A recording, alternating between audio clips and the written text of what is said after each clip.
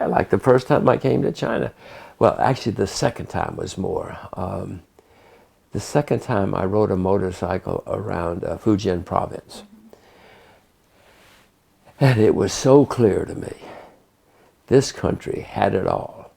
Everybody, you'd see people waking up at 5, because I had to get up at 5 every morning to go motorcycling, because they said that. That's the third time even more. I could see people out in the fields in the very beginning, working their heads off, saving. People were always saving and talking about their kids, educating their kids. And I could see, oh my God, this place is different from most places in the world that I had visited. So I started doing more and more homework about China. And I told you the rest of it. I came to the conclusion that China would be the next great country in the world. I can see it with my own eyes, especially the third visit. The third visit, I drove from Shanghai to Pakistan. Oh my God, what an astonishing eye-opener that trip was, to go across. And listen, there was no road in the desert. A lot of it was because nightmare. But I could see what was happening and fell in love. If you see something new, like I saw that China was not what I had been told, I could see that these were hardworking, ambitious people, educated people, and not lazy, dangerous, communist mentality. They were very entrepreneurial. And I realized, well, from looking at China, driving around China, I saw that you have a long history of entrepreneurship. Chinese have been unbelievably entrepreneurial for centuries, for millennium. You know, look at what you've built over the centuries, some of the things that are here. So I guess the history and the observation, I realized, hey, this place is on the rise again. And nobody told me that. In fact, quite the opposite. Everybody said exactly different. When I went back to New York in the 80s and was on TV or whatever saying this, everybody said, no, Japan, forget China. China's just a bunch of lazy people. Well, I knew that was wrong because I had seen it close to the ground. I'd watched and noticed what I was seeing. So I invested in China, not in Japan. Oh yeah, there's still great opportunities in China. I'm looking for opportunities today. Look out the window. China's filthy. It's very, very polluted. Now, I'm not the only one who knows that. Every Chinese knows that, and they don't like it. So the governments are trying to clean it up. Somebody's going to make a lot of money cleaning up China. Agriculture. Agriculture's been a disaster worldwide. Look at the cities in China.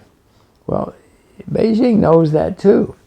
And they will tell you, everybody will tell you, that the people in the cities have made great lives in the past 40 years, but the people in the countryside, not so great. Well, I know, because I know a little about the world, that agriculture worldwide has had problems for decades, especially in China, because everybody went to the cities to get rich. But now Beijing will help you.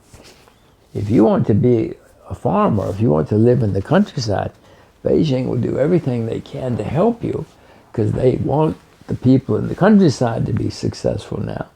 They know what's happened, and that the Chinese have a word, Weiji.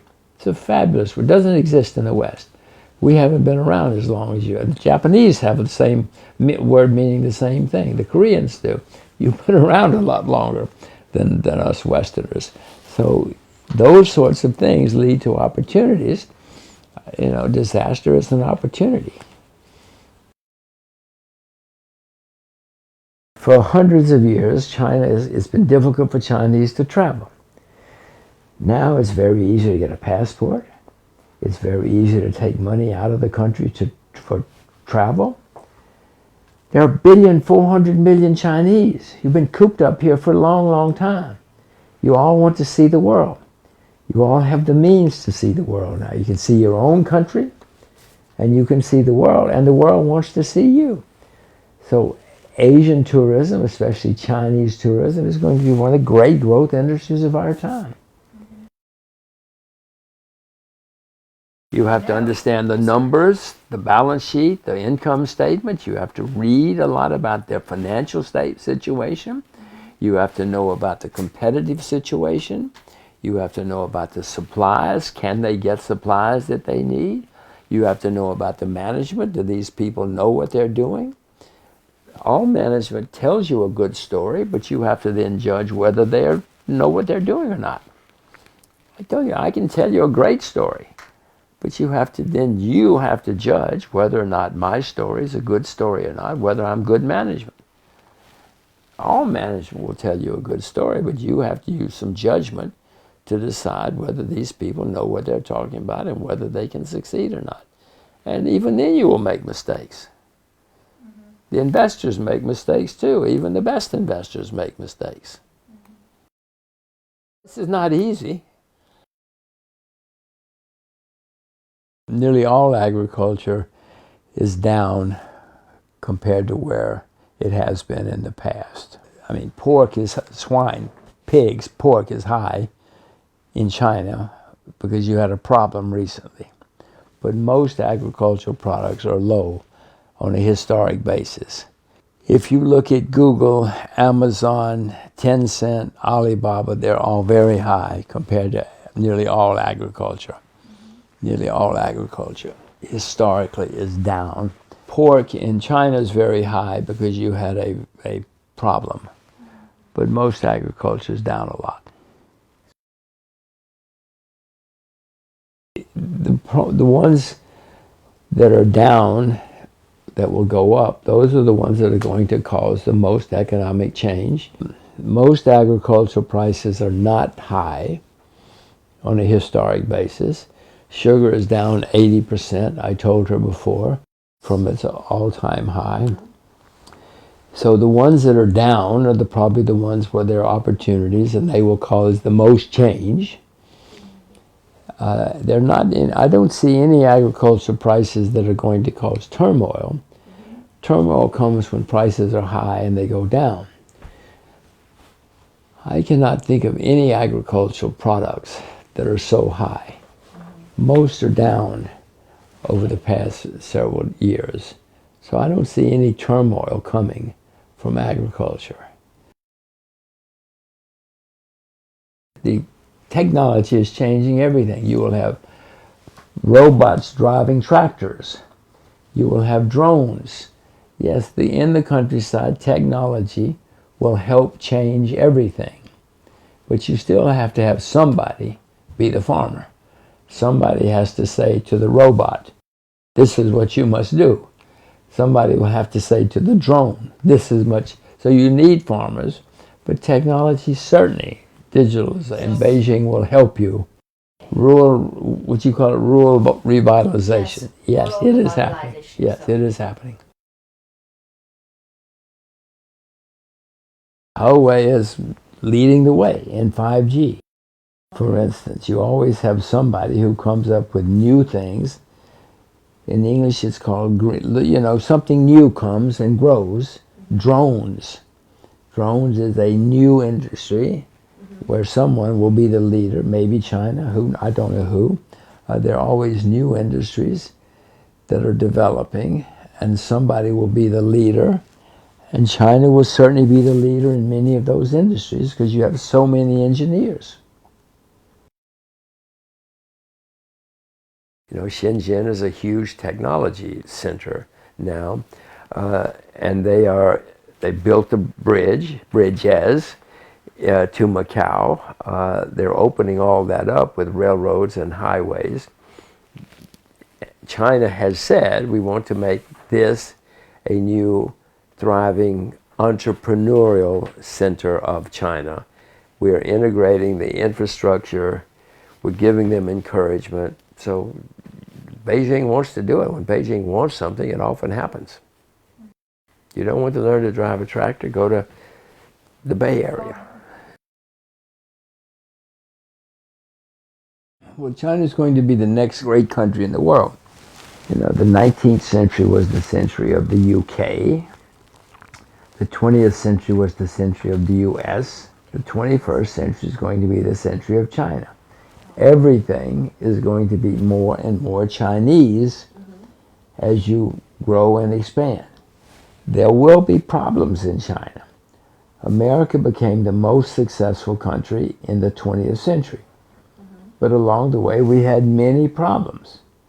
You will have problems too, but China is going to be the most important country, and everything you just asked about is going to get bigger and bigger and bigger in the world. Yes. Manufacturing, finance, culture, everything. I moved to Asia because of China. My children speak Mandarin because of China, because this is going to be the center of the 21st century. Don't listen to me. Don't listen to your friends. Don't listen to your parents. Don't listen to your teachers. Listen to your own passions. If people laugh, then you're really right. So then you should really follow it even more. If people say to you, you're crazy, like they said to Jack Ma, what do you do? You're crazy. You're up there in your apartment on a little computer. What's a computer? They all laughed. So the more people laugh at your passion, the more you should pursue it. So far, what China is doing is the most important thing in the 21st century, and the places where it goes are going to do very well, are going to thrive and have prosperity. So the answer to your question is find out where it's going to go, and when China goes into those areas, so far China's been doing good things. They've been building, they've been investing, and they've been helping. Critics, some people say, yes, but China lends the countries the money to do that, so the countries have debt. Now, the answer to that is, yeah, that's correct. But if they're doing the right things, they will make more money and they can pay back the debt, and then they're better off. I'm sure some of them will fail. That's always the way the world is. That's what's going to happen to China now. So look out the window. You weren't here 35 years ago when I first came to China. But the change is dramatic, but it's not ending. There are going to continue to be problems. You want success story. Listen, let's not use me because I don't like talking about myself. Alibaba. You see what that company did not exist 20 years ago. Didn't even exist. You know that everybody in the world knows it. Most people in the world know the name Alibaba now. There are many great success stories in China, and there will be a lot more. Well, Yutong, now the most important thing for me is my daughters. I have 2 daughters. I never wanted children. I thought children were a terrible, horrible waste of time, money, energy. I was never, ever going to have a child. But then I had one, and I realized I was wrong. So now the most important thing for me are my 2 daughters. I came to fatherhood late, and so I don't want to miss any of it. I will say again to you, if you have a passion, pursue it. I was passionate to see the world. I was passionate to see the whole world. I was passionate to go around the world on a motorcycle. A lot of people have the dream to go around the world. Very few even try it, because it's not easy. It's hard. And even most of the ones who try it fail. It's not easy to drive a motorcycle around the world. I should not be alive. I should not have succeeded. But that leads to the second word, and that is perseverance. The most important word I'm trying to teach my children is perseverance. We all know smart people who are not successful. We all know educated people who are not successful. We all know beautiful people who are not successful. We all know talented people who are not successful. The people in the world who are successful are the ones who persevere, who never give up.